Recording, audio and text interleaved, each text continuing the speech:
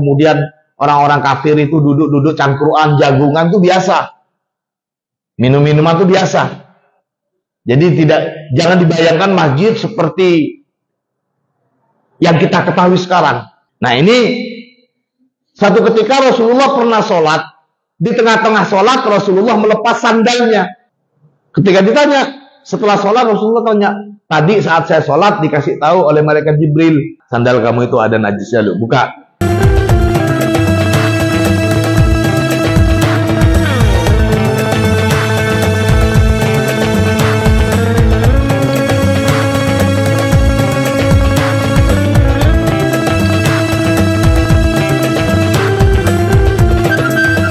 An Abi Sa'id Al-Khudri radhiyallahu an, dari sahabat Abi Sa'id Al-Khudri, semoga Allah meridai, annahu sallallahu alaihi wasallam, bahwasanya Rasulullah sallallahu alaihi wasallam khala'a na'laihi, khala'a melepas siapa Nabi, na'laihi kedua sandal Nabi, fis sholati ketika sholat, summa qala, kemudian qala bersabda siapa Nabi, inna Jibrila, sesungguhnya malaikat Jibril, akhbaro, memberitahu siapa Jibril, ni kepadaku, memberitahu, anna fihima, bahwasanya di kedua sandal itu qadaron, ada kotoran yang najis gitu.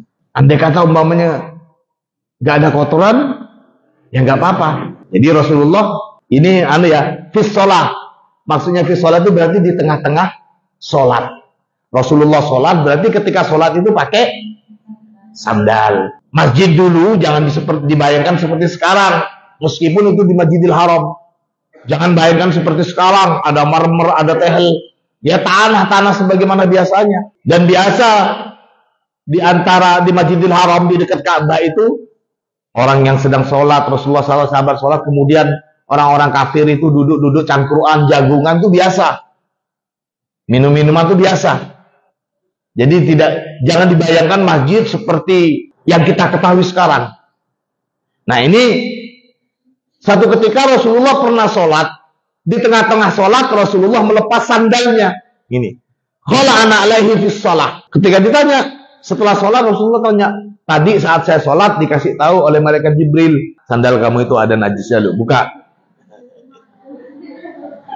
Contohnya begitu. Buka, lepasan sandalnya. Kalau kalian ya nggak tahu, nggak ada yang ngasih tahu, justru kalian akan lari. Kalau ketika sholat tahajud ada bisikan, logo kamu itu ada anunya, bisa dibuka, mukenahnya langsung lari ya. Nah, Rasulullah begitu itu.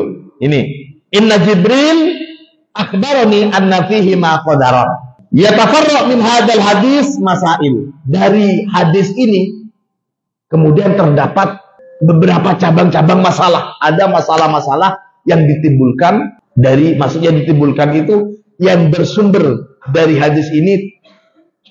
Para ulama-ulama fikih mencabangkannya menjadi beberapa masalah. Al-mas'alatul ula, permasalahan yang pertama, wujubu izalatun najasati an ma'mulil musalli wa badanihi wa makanihi in zakaro wa qadaro. Jadi di sini dikatakan wujubu izalatin najasah, wajibnya menghilangkan najis, an mahmulil musolli, dari bawaan orang yang sholat. Apa bawaannya itu?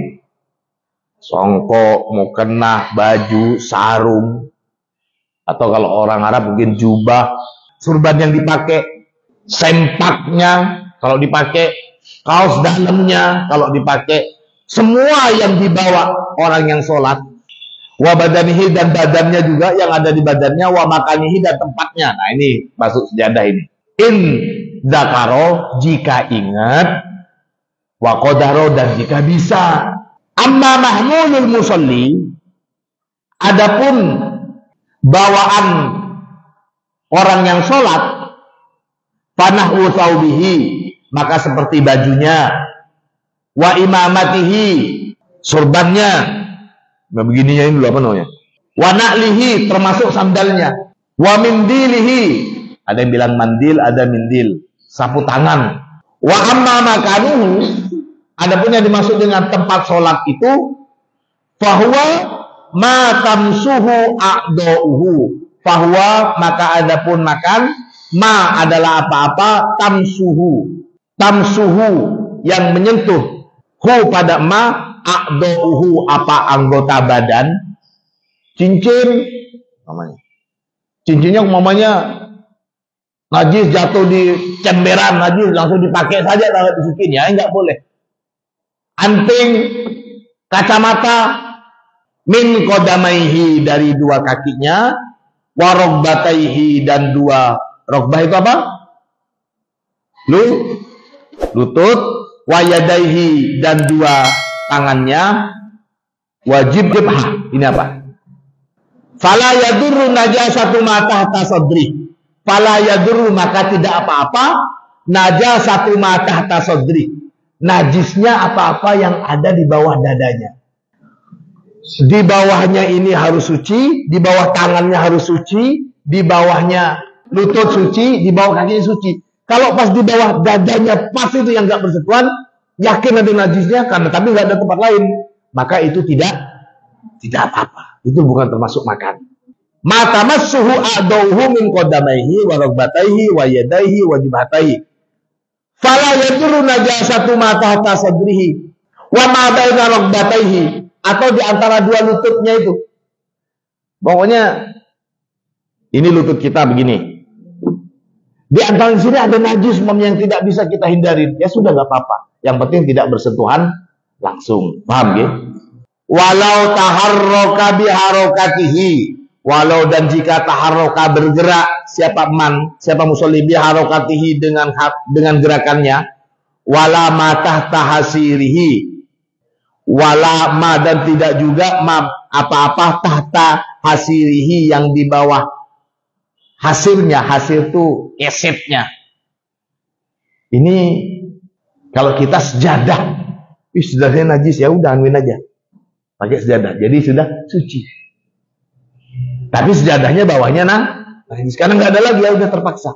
Walau ittasala biha, walau dan jika ittasala bersambung, menyambung biha dengan najis, kafarwati maitatin, seperti kulit binatang yang sudah jadi bangkai, shalla ala sufiha, sholatlah dia ala sufiha, atas wallnya itu. Jadi kita tahu yang najis itu kan dari ini kulit, umpamanya domba. Yang di sini bagian luarnya, yang di sini bagian dalam. Karena sudah nggak ada tempat lain, yang bagian bawahnya itu najis. Ya tidak apa-apa kita sholat di bawah bagian atasnya ini. Atasnya enggak. Bi khilafi tarfi imamatihi al-mulqa 'alal ardi. Beda. Bi khilafi tarfi imamatihi, beda dengan ujung sorban al-mulqa 'alal ardi. Ini lihat pakai surban ya. Kita pakai surban terus pakai panjang sampai ke bawah. Nah itu kan dipakai. Kenapa kok ketawa lihat surban? Ketika sholat kena injok anunya, hanya terlepas, ini masih terpakai. Akhirnya surbannya ini kena najis. Nah itu termasuk yang terpakai, nggak boleh. Sekalian dilepas saja. Kalau sampai surbannya itu kena, maka untuk menghilangkan keraguan juga, ketika kita sholat di kereta atau di mana, kita pakai sepatu atau sandal, kita ragu-ragu sandal kita ini suci apa enggak, maka lebih baik, atau di mobil, tetap sandalnya kalau dibilangin sandal kan dipakai biasanya ya, pakai. Nah itu jangan dipakai. Jadi kaki kita berada di atasnya sandal. Jangan seperti, supaya tidak dikonotasikan memakai. Tapi kalau dia tak atasnya enggak. Paham maksudnya? Itu sudah terlepas dari penisbatan memakai. Di atasnya sudah enggak, itu namanya. Atau ujungnya rida selendang al-mulku wa bihi najasah. Fa innahu fi hukmil mahmul. Maka sungguhnya yang demikian itu fi hukmil mahmul, masuk hukum sesuatu yang terbawa. Yang wajib diyakini suci itu tempat yang bersentuhan langsung dengan jidat, tangan, lutut, dan kaki. Nah, tapi kalau yang di bawah dada, ya nggak apa-apa. Tapi kalau bajunya itu kena, berarti itu termasuk yang dipakai. Nggih. Termasuk yang dipakai itu namanya. Di antara lutut nggak apa-apa. Tapi kalau umpamanya pakai jubah, di antara lutut nggak apa-apa. Tapi jubah antara lutut itu kena najis, ya maka itu hukumnya sama dengan yang dipakai. Ya itu berarti nggak boleh.